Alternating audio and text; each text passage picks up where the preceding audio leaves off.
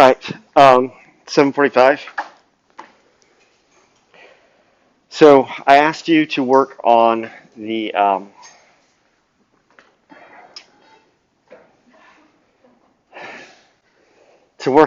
calculating the total sums of squares. So someone remind me how we go about doing that.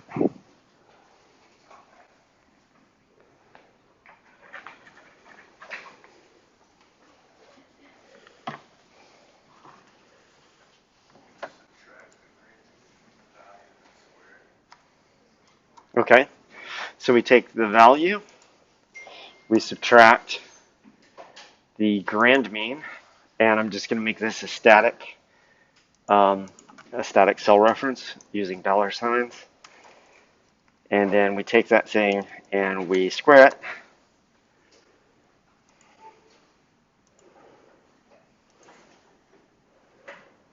Which for some reason my square didn't take.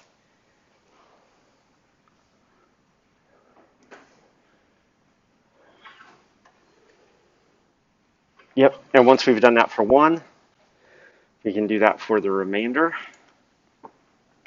Not only that, we can copy this column over and copy it into the corresponding column there, corresponding column there, corresponding column there, and then the corresponding column there. And that should do it for everything. And then if we sum all of those up, we can see the sum is right down here. It should be 1322.82, but we might actually want to have reference to that. So we'll just go ahead and sum that up. Sum all of these numbers up. And the reason that I put these in columns that are spaced this way is because relative cell references, if I had copied it into this column right here, it would have actually copied the sums of squares from the, it would have taken the value of the sums of squares from the within sample variance column. So this then, right here, is the sum squares total. Is that what you guys got, 1322.82? Okay, cool. So remember that in an analysis of variance, you have different sources of variation. And so remember that the analysis of variance is an analysis of variance. It's not an analysis of means. And so in an ANOVA table, you identify what the sources of variation are. In this case, we have one source of variation that is due to the treatment, and that's the effect that we're testing for. And then we have another source of variation, which is just due to measurement error, presumably. And for each of these, we have the number of degrees of freedom. How many degrees of freedom do we have for the treatment? We have 5 treatments, so we have how many degrees of freedom? Go ahead. 4, yeah, good. It's 1 minus the number of treatments that we have, so it is 4. We have 50 total observations. The total degrees of freedom is the entire data set minus 1. So that would be 49 degrees of freedom for the total degrees of freedom. And so whatever is left over is the error degrees of freedom, which is 45. But a more formal way of doing this is the error degrees of freedom is the total sample size minus the number of treatments that you have, which is 50 minus 5, which is also 45. So once again, there are a couple of ways of calculating what the error degrees of freedom or residual degrees of freedom is. We've calculated we've calculated 3 types of sums of squares. We calculated sum of squares among, which is 1077.32. We calculated sums of squares within at 245.5. And we calculated sum of squares total 2 ways. We calculated it by just adding these 2 things together to get to 1322.82. And we've also calculated it by calculating it directly from the data itself, when you do it those two ways, if you don't get the right answer, one of those two things has been done wrong. It's possible two of those things have been done wrong, but one of them certainly has been done wrong. 1322.82. So this is all the raw material that you need to do an analysis of variance. The mean square is simply the sums of squares divided by the degrees of freedom. And remember that the sums of squares divided by the degrees of freedom is simply our old estimate of variance. Now, in this case, we just have two different kinds of variance. We have variance that is due to the sums of squares among the means and the sums of squares within the means divided by their respective degrees of freedom. So a mean square is simply just a variance estimate.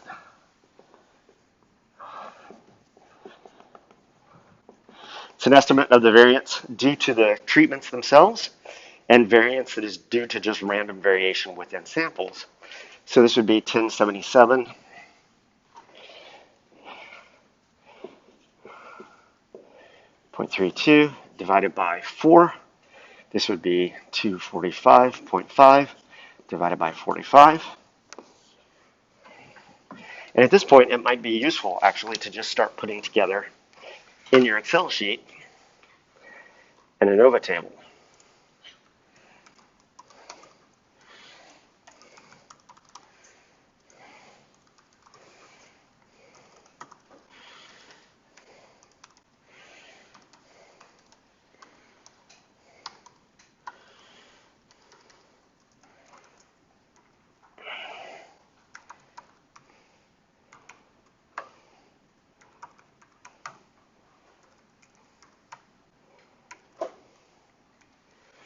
Because then at this point, doing the math becomes a little easier.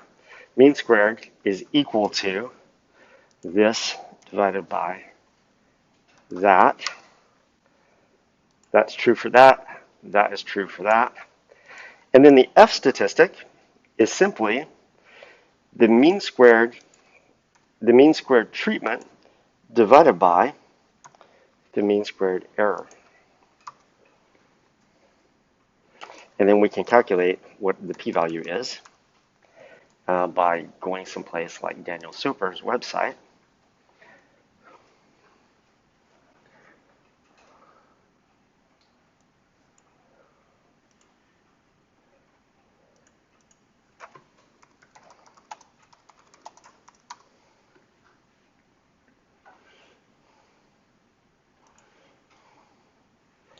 And we can get our numerator degrees of freedom is 4. Our denominator degrees of freedom is 45. And our F statistic that we just calculated is 49.368. 49.368. And when we calculate that, we're going to see it's some ridiculously low number because that is a gigantic F statistic. Essentially,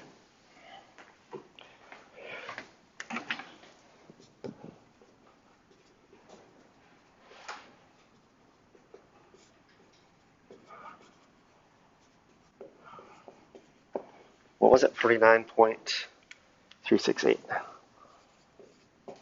And the p-value associated with this is essentially 0. It's a very, very small number because this is a huge F statistic. So one way to think about what F is basically a measure of this concept. You have two populations that you're sampling from. You have population A and population B. If population A and population B are separated in terms of their means by some distance, it's easy to see that they're different from one another if there's not too much variation around those means. So the ratio of the difference between the means relative to the variation within the means is a good estimator of whether or not that difference is evident. Because imagine now that these two populations, rather than being nice and tightly distributed around the mean, what if the data around the means were really noisy? such that you had a situation like this. It's really easy to see how you could draw this mean from this distribution and how you could draw this mean from this distribution. In this case, rather than being really small, what was it? Rather than being really small, 5.45, that variance estimate would have been really, really huge, and that really large variance would have obscured the difference. The distance between A and B hasn't changed here. What's changed is the variation around A and the variation around B. So when we have small variances, it's easier to see differences. And what's the easiest way of reducing variance? What happens to variance as sample size varies?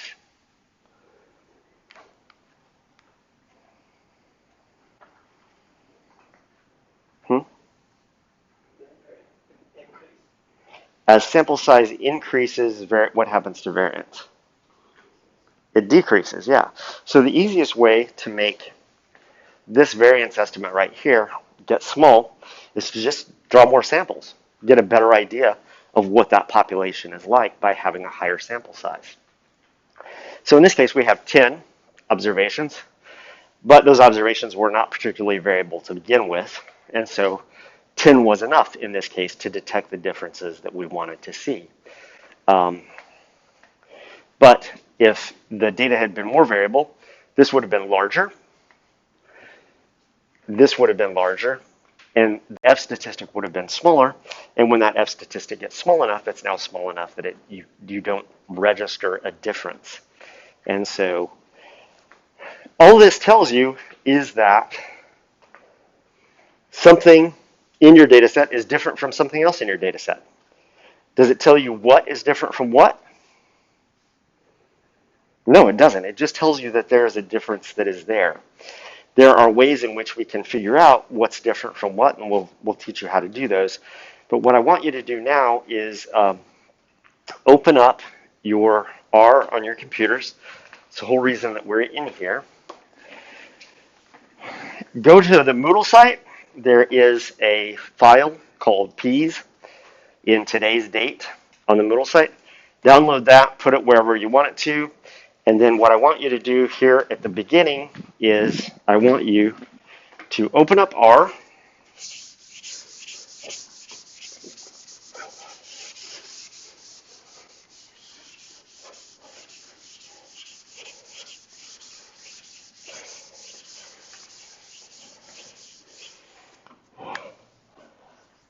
Make sure that you have the package rmisc loaded.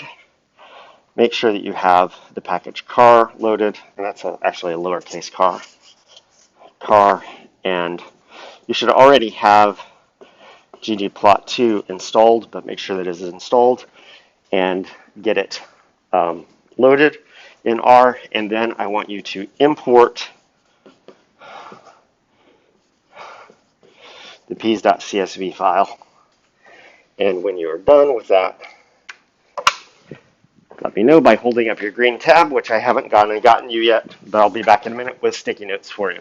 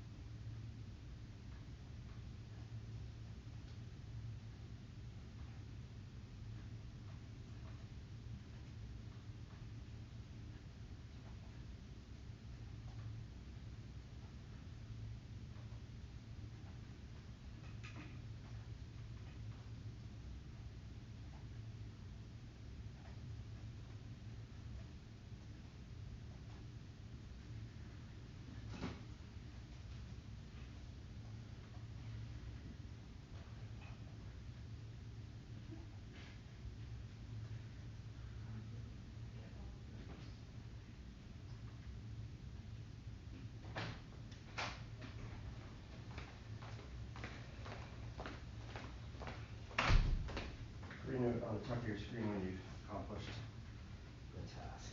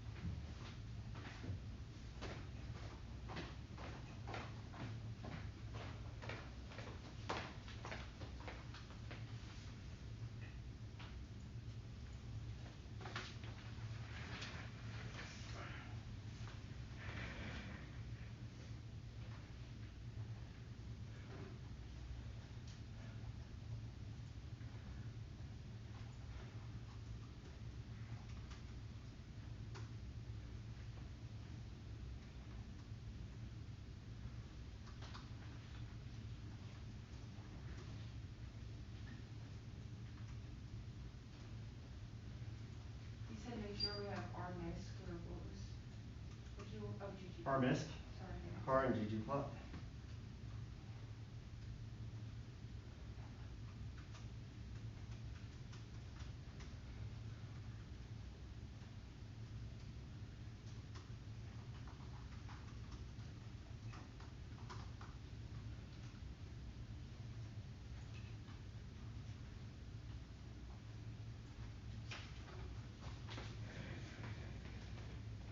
Green stickies up when you've got it done. Of course, check it when you've uploaded it, when you've got it loaded, so that you see that it did it correctly.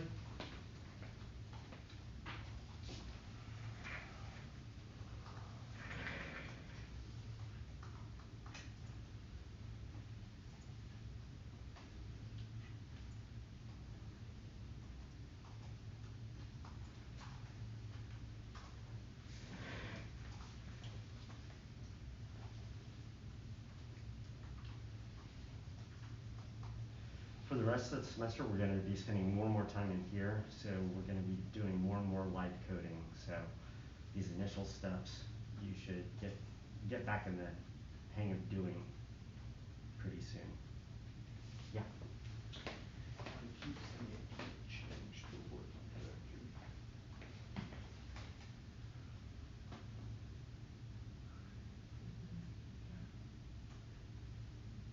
Change working directory. That's weird. What's your working directory have on there? There's a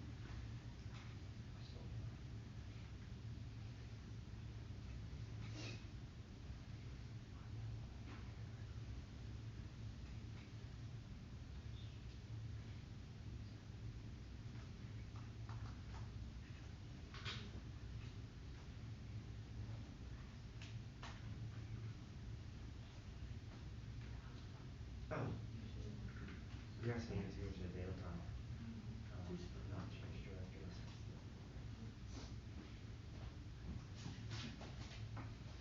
It still doesn't work.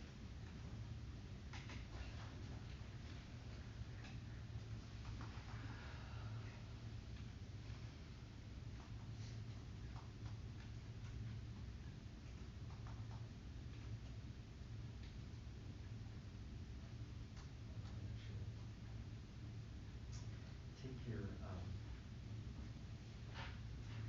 take your data file and just put it in your user directory.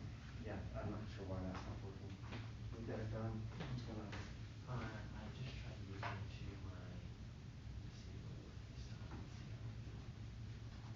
Nope. Area file RT. Open it actually. What's your working directory? Um, No, in R.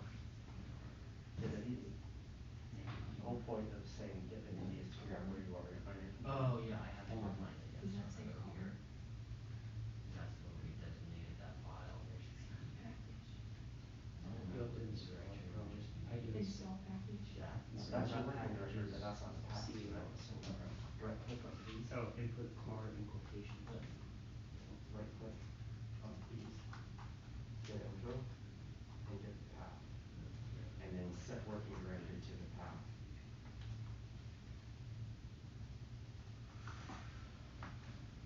Not doing anything.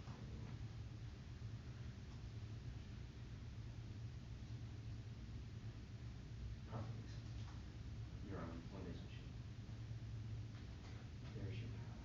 Okay, so highlight that. Yep. And set that as your working directory. Were you able to get it in? No, I moved it though.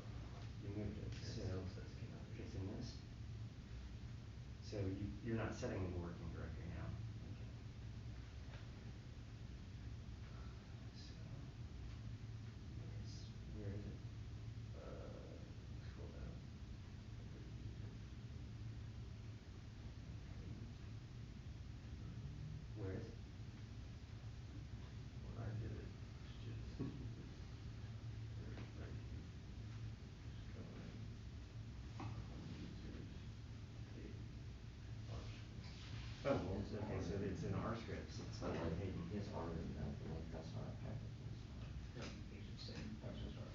So this needs to go in Hayden, not in R scripts. Okay.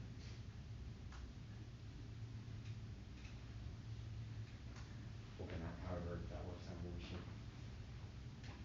You haven't got it done yet? You're still installing packages.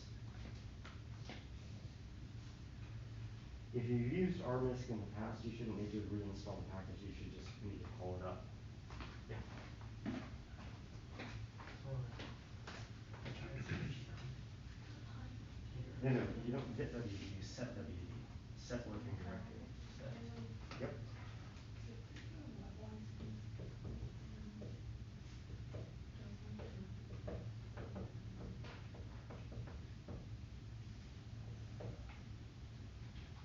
You're basically telling it what you want the directory to be.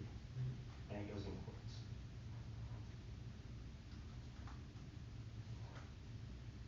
Highlight the whole thing in passwords. Capture that. Now get WD to make sure that you did it.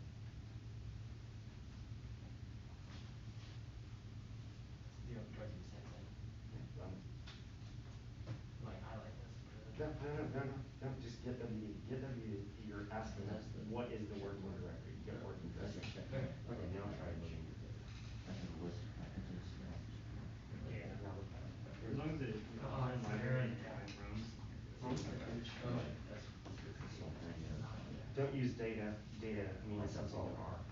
so what should I do? I use that. Every R script that I have, the data file is that practically, because then I don't have to edit a bunch of things if I recycle the script. Did it come up? Yeah, it came up. Okay, all right, good. Okay. So now we're just waiting on making sure that you have packages. If you've used RMISC or CAR or ggplot in the past, You don't have to reinstall them, you just have to pull them up using the library command.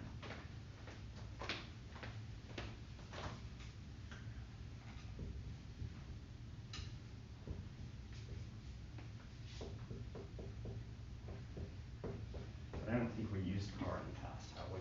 I did install it.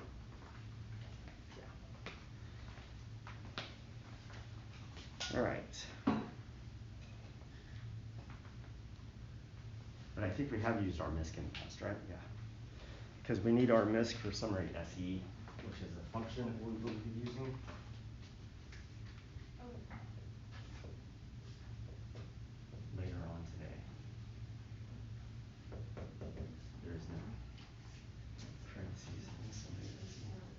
no, I think it's just the same You as guys, bar. yeah, you can use that. We're using the line. You guys install car. Yeah, down here. All right. I have to say. It's amazing. How's it going with installing packages? So close to this. It's close to yours.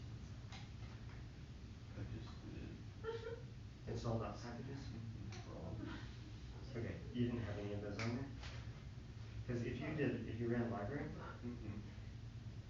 okay, so that's fine. Go ahead. So I've never loaded car, but I've loaded GG back. okay.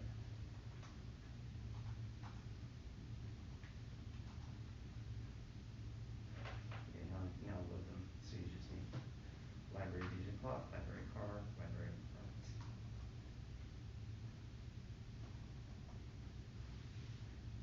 Yep. All right, cool. All right. Begin to RMS. It said. There's no package called car because you haven't loaded it. There is no package called RMISC, so you need to use the install packages command to install them. Install .packages.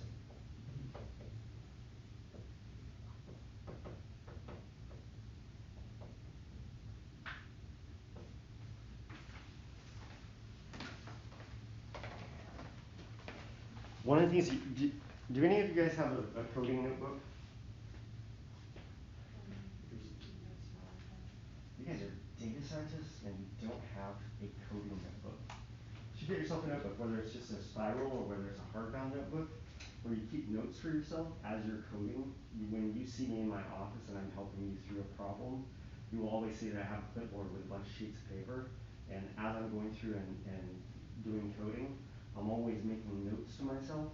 They're similar to the notes that you put in your scripts, but if you're starting a script from new, you're starting down an analysis that you've never done before, it's always good to have some handwritten notes reminding you of what you did and why you did it that way. And so most coders that you see will have some sort of coding notebook. It's not where you take class notes and things like that. It's where you basically kind of keep track someplace off of your computer a record of what you're doing and why you're doing it. It's also good to add annotations into what you're doing as you're doing it, but it's also good to have this handwritten thing because there are many times alternative ways of doing things, and you did things one particular way for a particular reason, and it's good to have a record of what that was. So get yourself one of those and keep track of things that way.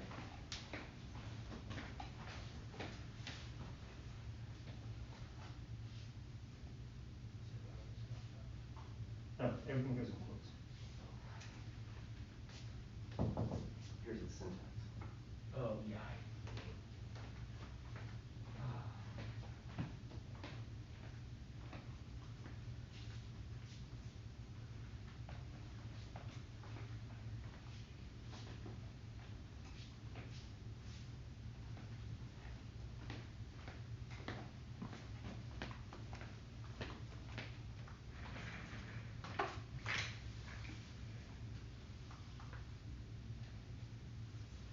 The rest of you can take your green tabs down.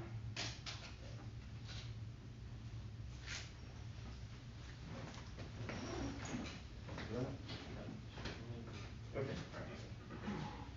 You should already have ggplot installed. You can get a feel for what packages you have installed. That's what packages over here.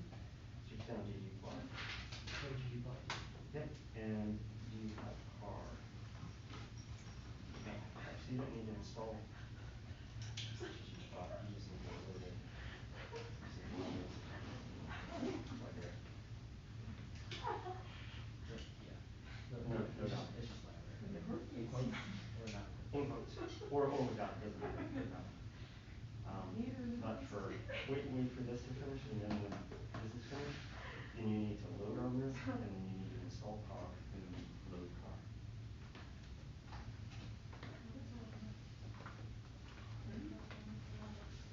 the rest of you as Blaine gets stuff loaded up.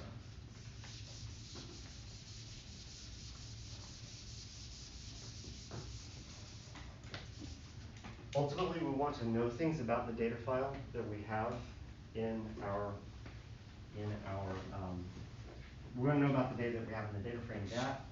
So ask yourself, how do we get a view of the contents of DAT? And there are a number of ways of doing this. One way you've probably already done, you've probably already headed your data. There are at least two other ways. What are those two other ways, and what's the syntax for it? Work on that while Blaine's catching up.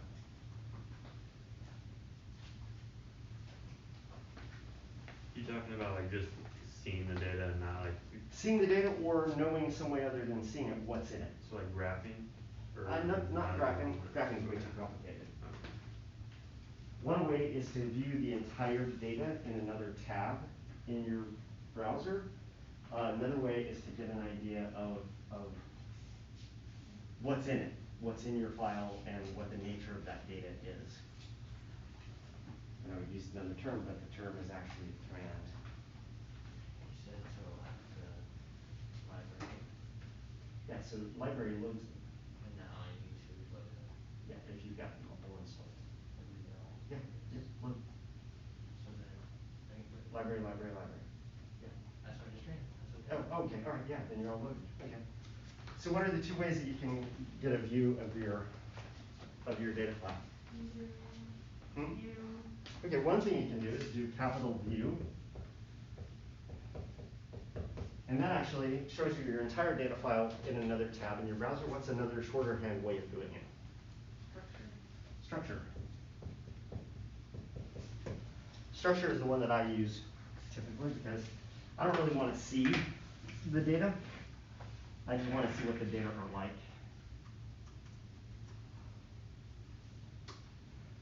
Whoop.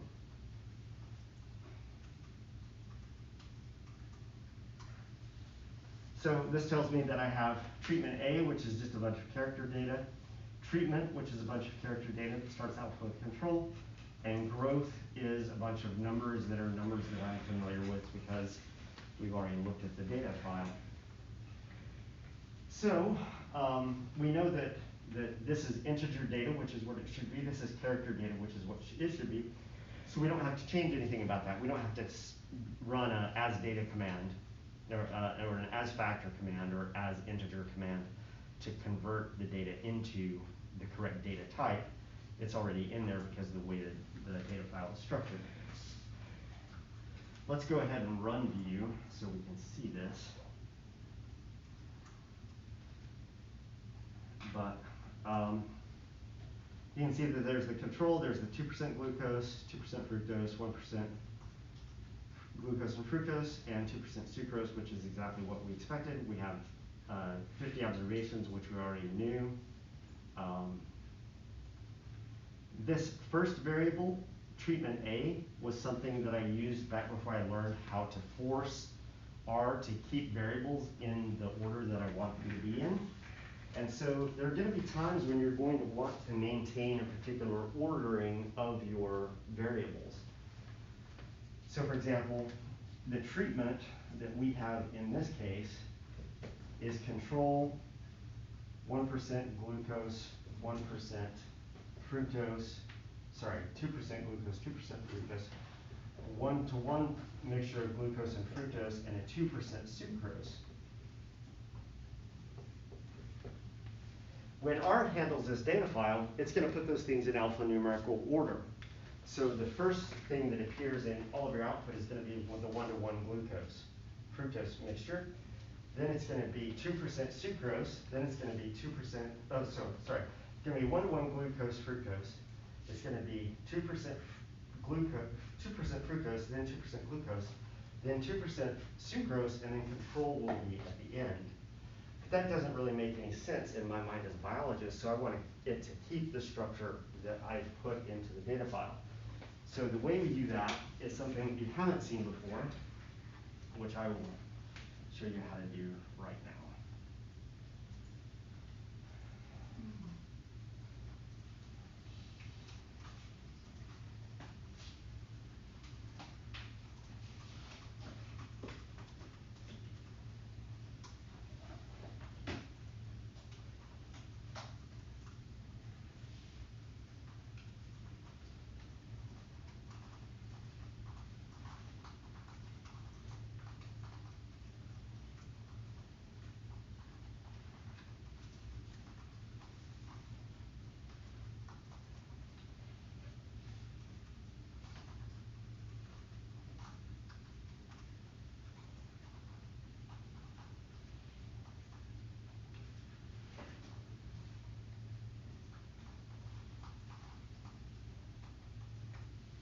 So two things that you will notice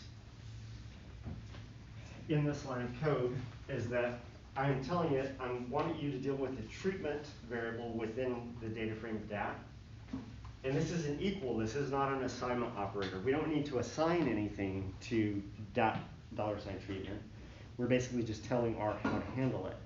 And what we're basically telling it is that we want this treatment that is a factor to have unique levels. And it's getting those levels from the column itself. And so rather than it reordering them in an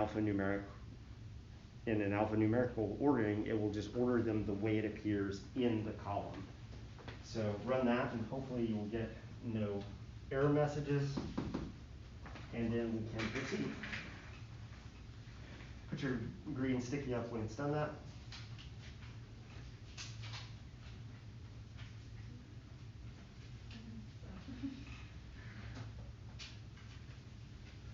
Are you having difficulties? Okay. Yeah, I don't know why.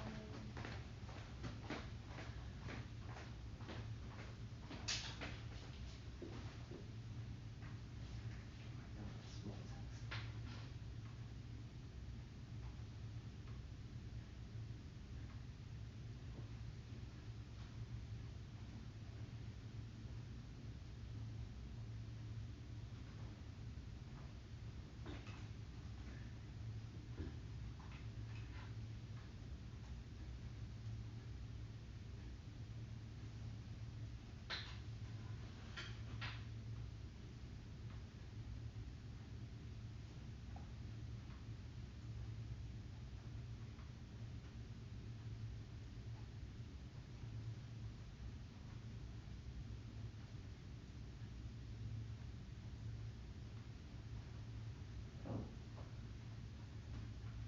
Because you're not calling your data frame DAT, you're calling the data frame P's. So every time I write DAT, you need to write P's.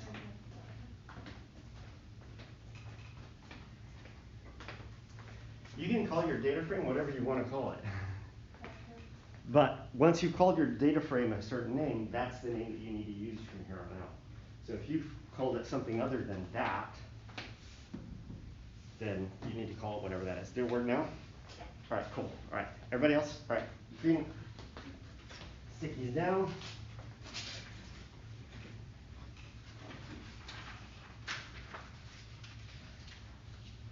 So what are the assumptions for doing an ANOVA? What kind of things, in order to do a parametric test like an analysis of variance, what has to be true about your data? I'll give you the first one and that'll get you on the right path. They have to be independent of one another. What else? There's typically 4 of them. They have to be randomly collected. What's the third?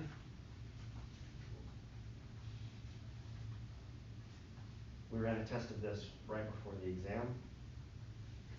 Not a t-test, but a Shapiro-Wilk test. Test what? Difference? Hmm? Difference? Nope, not differences. What does Shapiro-Wilk test test? Normality. Normality. So your data need to be normally distributed. And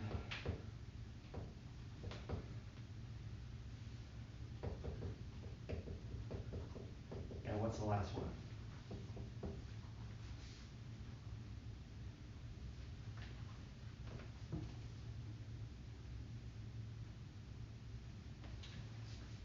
Is this going to help us in testing to see if this mean is different from this mean? Why not?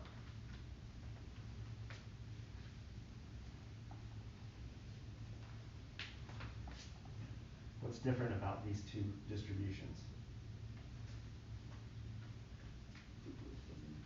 Hmm? Yeah, one of them is more variable than the other.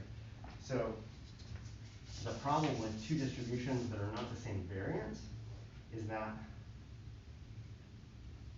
if you have two means that are different, this mean falls outside the 95% confidence interval of this mean, but this mean falls within the 95% confidence interval of this mean. So are they different or are they not? It's ambiguous. And so one of the other assumptions, and the more important assumption actually than normality, is that your variances are homogeneous.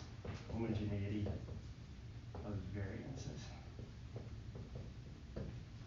So these are the 4 assumptions that you need to meet in order to do an ANOVA and have the answer actually be valid. And so the first thing that we need to test for these things is to test whether or not we've met these. These are things that you do at data collection, at the data collection stage. You ensure that these things have happened. These are things that you can't really control, and they're just borne out by whatever your data looks like. And sometimes your data don't look normal, and sometimes they are not homogeneous. Now, we have 5 different treatments here. And there's a mean for treatment for the control, and then there are data that are distributed to either side of this. And then there is a mean for 2% glucose, which is lower, but also has data distributed to either side. Because there are only 10 observations in each of these treatments, we could test the normality of each treatment, but it would only be based on a sample size of 10. And because you only have 10 observations, it could actually be pretty far from normal, and you would not detect it because you just don't have statistical power in order to detect it.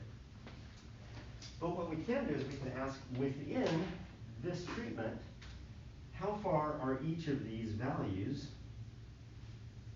from the mean? What's the term that we use for that? Do you guys remember? It starts with an R.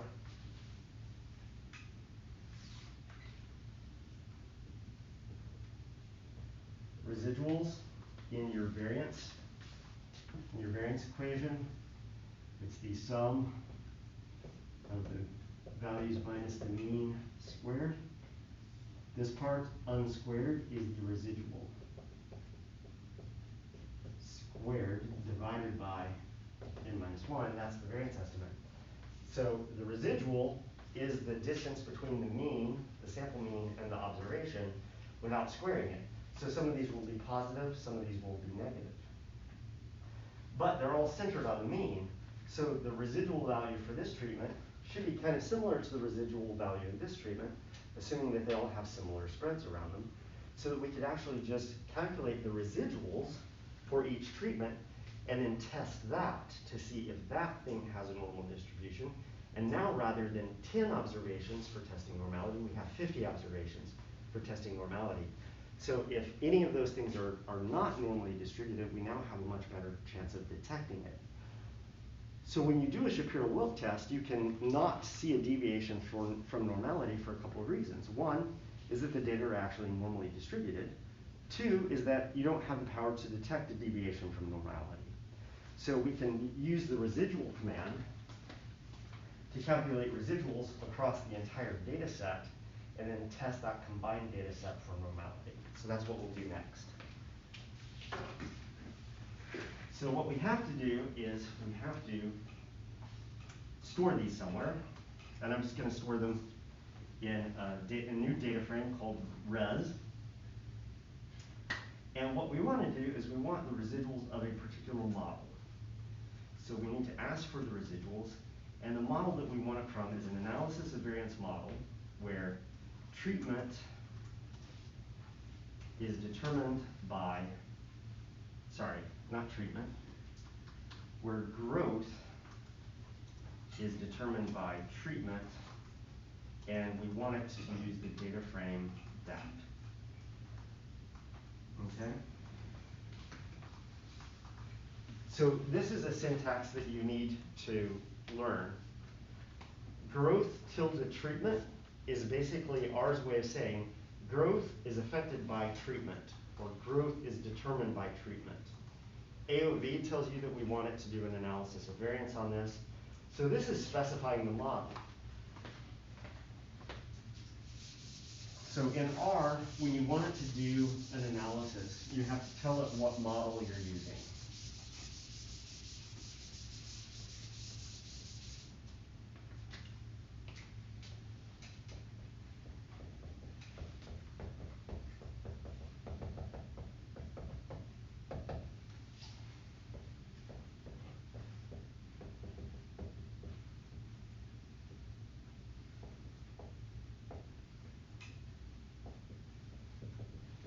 So AOV stands for analysis of variance. This is the type of model or type of analysis you want it to be doing.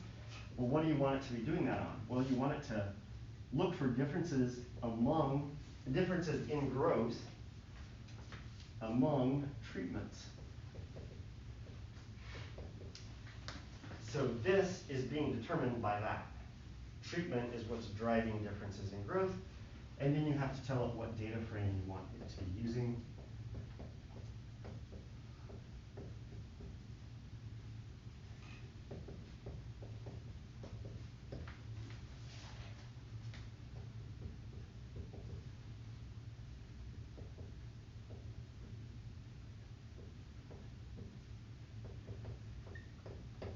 So another way of thinking about the syntax is this thing is being driven by that thing. And this over here can be multiple things that are being driven, or that are driving change in this thing. But for now, there's only one thing we're concerned about, which is treatment. Yeah, you have a question? No, sorry. No. Okay.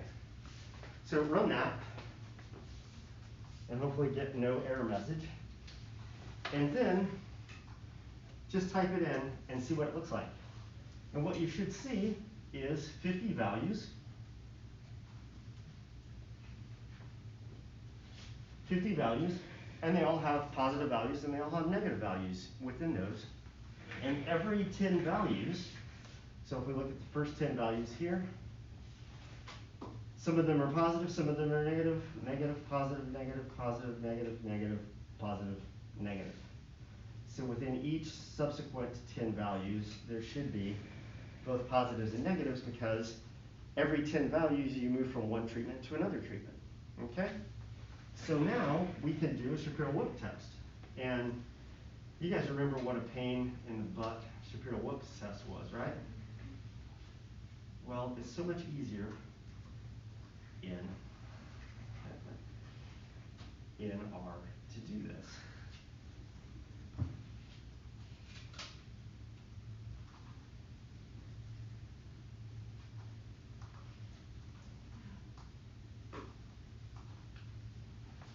So if you just run Shapiro test res, it gives you what the value of the Shapiro-Wilk test is, and it gives you a p-value.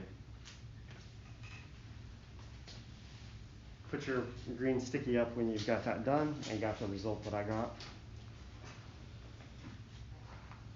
No more messing with those tables in the back of books and stuff like that. You just ask for the answer, it gives you the answer.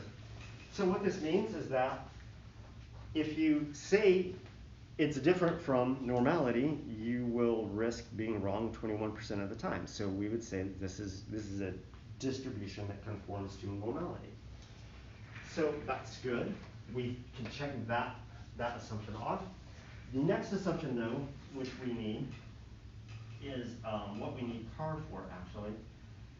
But let's do a couple of other things. Let's make a histogram of this so we can kind of see what it looks like.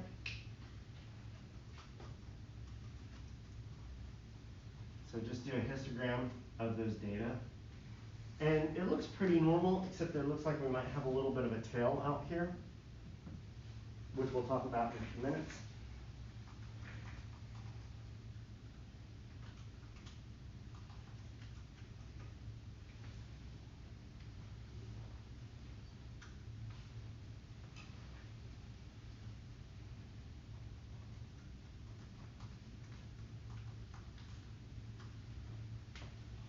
So you can also do a QQ plot.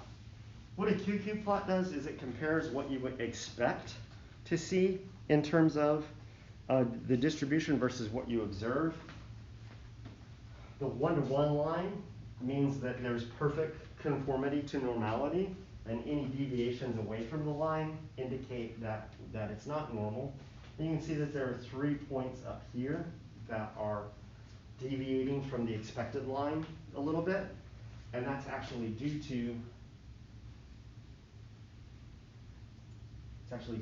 these outliers over here. But once again, it's not so far away from normality that we're going to worry about it. So it's a QQ plot. It's just a diagnostic plot to help you see what the form of deviation from normality is. So the next thing that we want to do is we want to run a Levine's test.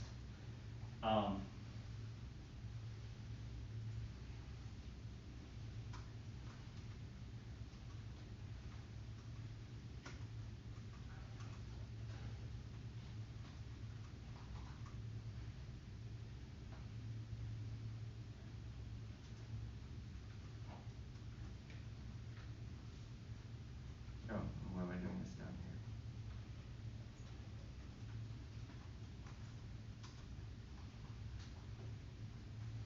So once again, it's the same syntax. It's asking how is growth being affected by treatment for the data set DAT. And when you run that, it's going to give you a significant Levine's test.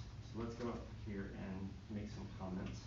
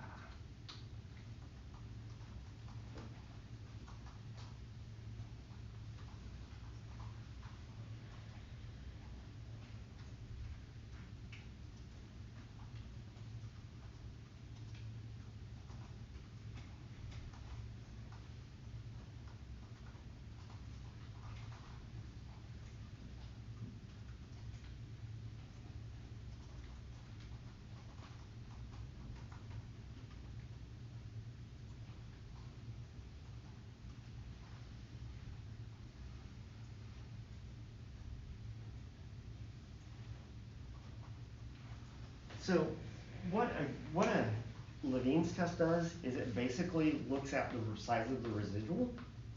It makes an absolute value of that residual. Sorry, no.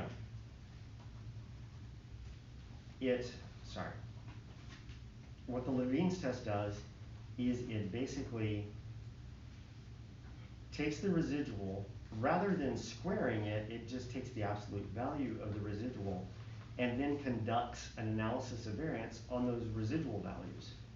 And so if some treatments have higher variance than others, that residual value will be higher.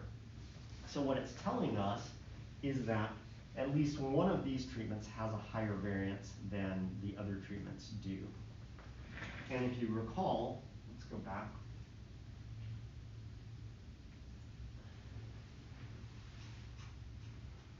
To what we were doing before. As you can see, it looks like the control here has a much higher variance than the other treatments, and that's what's probably driving this. And so what we can do is we can go back to R, and we can actually run summary SE. So since we've loaded our MISC is where summary SE lives, we can actually get a feel for what this is going to be about. So now remember that in summary SE, what you need is, let me make sure that I've done it correctly.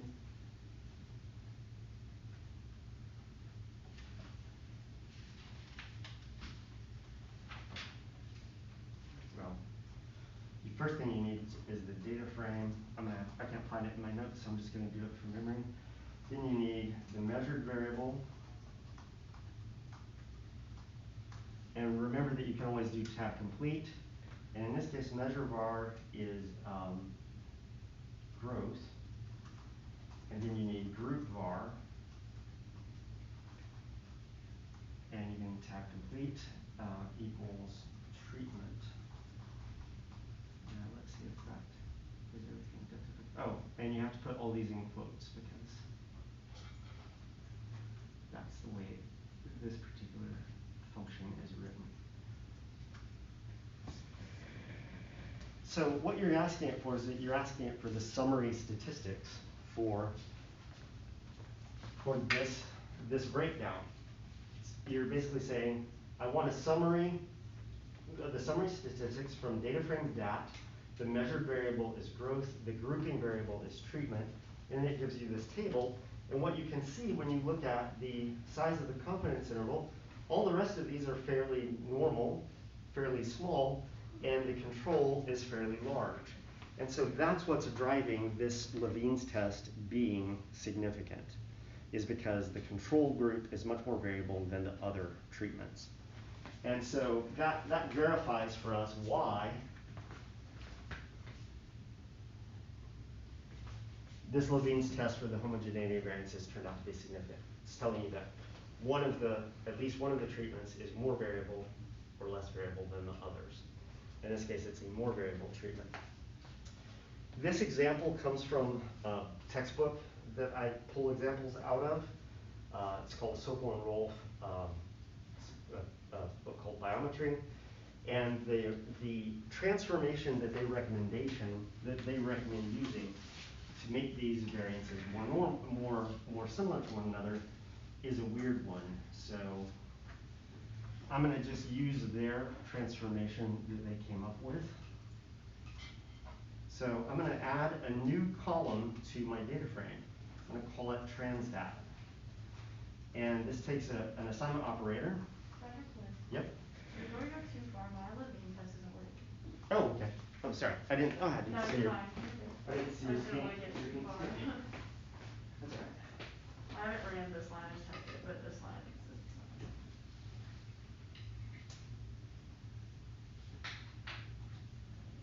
You're fine, yeah, no, you're good.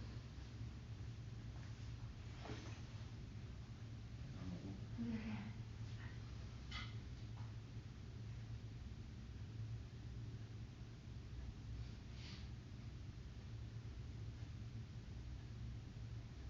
You haven't run my great car. Oh.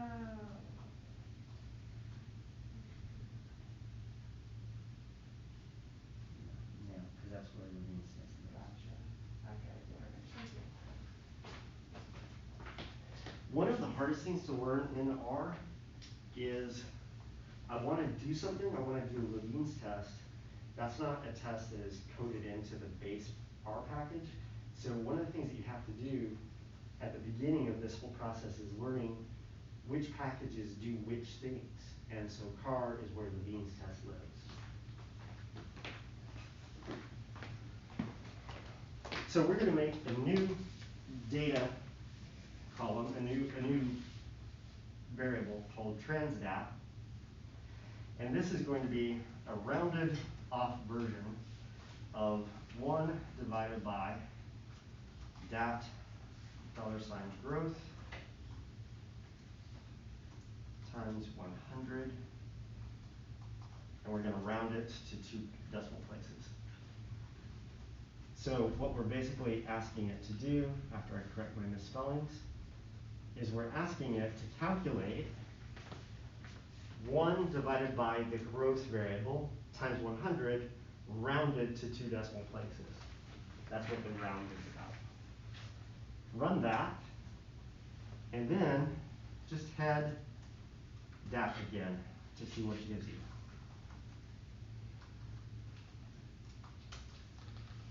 And what you should see is you have all of the columns that you had before, and you have a new column called transdat. Put your green sticky up when you've got that done.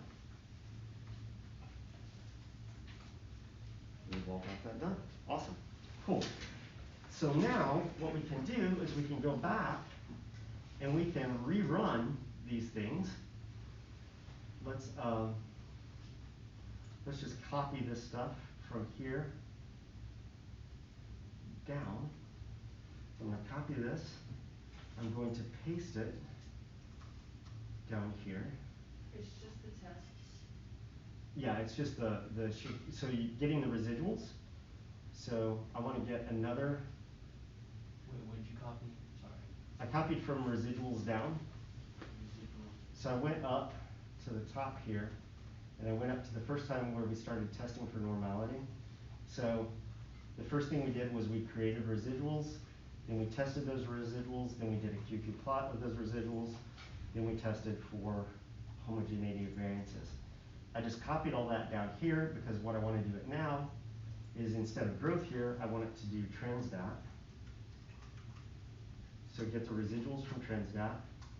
And those are still normal, although they're less normal than they were before. But when we look at the histogram, that tail is gone. where that tail was before. QQ plot looks different because those deviations that were above the line are now right along near the line. And once again, we can do Levine's test again for transdat. And now the Levine's test is not significant. So put your sticky up when you've done all of that. Just a question. Yeah. On the residual, second time we're doing, you changed growth to transdat. Yeah. I missed that part, so I didn't know. Yeah, I'm just cannibalizing code that we've already written, so I don't have to type it all out again. Put your sticky up when you've got it completed. Go back to your transformation. Where did we transdat?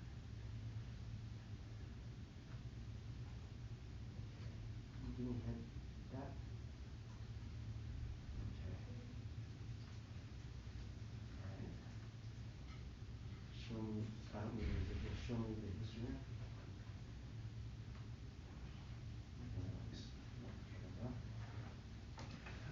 That also looks like one, right? Levine's test. Oh, because you still have growth. Oh. Transdat. My question. Yeah, the challenge with cannibalizing code is you have to be sure to change all of the variables everywhere. Yeah. So now I need to go change all the transdat, or all the growth. All growth, yeah, becomes transdat. Yep. Yeah, all growth. Yep.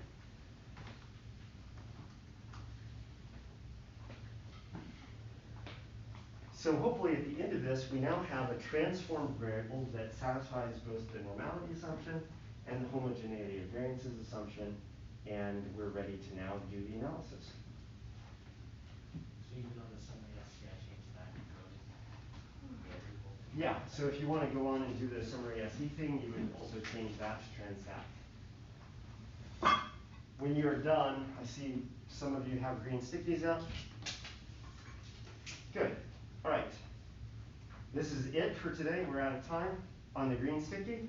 Write down what went well for you today. On the red sticky, what could have gone better today. Save this. One of the things we haven't done, which is very bad practice, which is what? Save it. We've been working for 45 minutes on this script and we haven't saved it once. So save this, and this is where we'll come in tomorrow, or on Monday. So Monday when you walk in, we'll be in here. Load up this script, load your libraries, and run the script down to this point. This is where we'll start. And I will see you guys on Monday.